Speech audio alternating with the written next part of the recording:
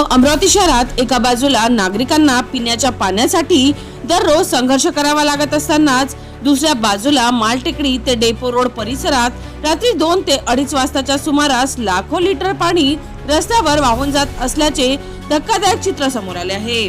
महाराष्ट्र जीवन प्राधिकरण म्हणजेच मजिप्राच्या निष्काळजी कारभारामुळे ही गंभीर परिस्थिती निर्माण झाली असून स्थानिक नागरिकांमध्ये तीव्र संताप व्यक्त केला जात आहे।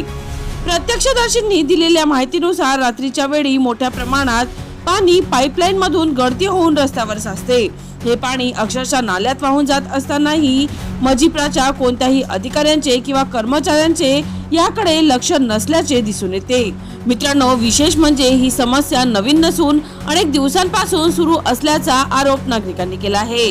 उन्हाळ्याच्या तीव्र झळा बसत असताना जिल्ह्यातील अनेक भागांमध्ये पाण्याचा तुटवडा जाणवत आहे।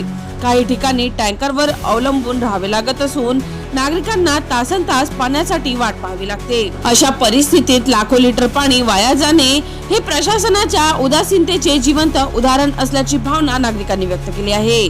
आम्हाला पाणी मिळत नाही आणि इथे पाणी रस्त्यावर वाहत आहे, मग जबाबदार कोण, असा संतप्त सवाल स्थानिक रहिवाशांनी उपस्थित केला आहे।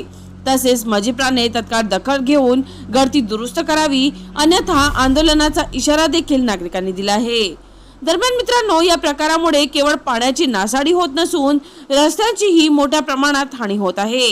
सतत पाणी साचल्यामुळे रस्त्यावर खड्डे पडण्याचा धोका निर्माण झाला असून अपघाताची शक्यता देखील वाढली आहे। आता तरी महाराष्ट्र जीवन प्राधिकरण प्रशासन जागे होणार का आणि या गंभीर समस्येवर तातडीने उपाययोजना करणार का, याकडे संपूर्ण शहराचे लक्ष लागले आहे। चला तर मित्रांनो, पुन्हा भेटू या नवीन बातमीसह। तोपर्यंत पाहत रहा अमरावती सिटी न्यूज।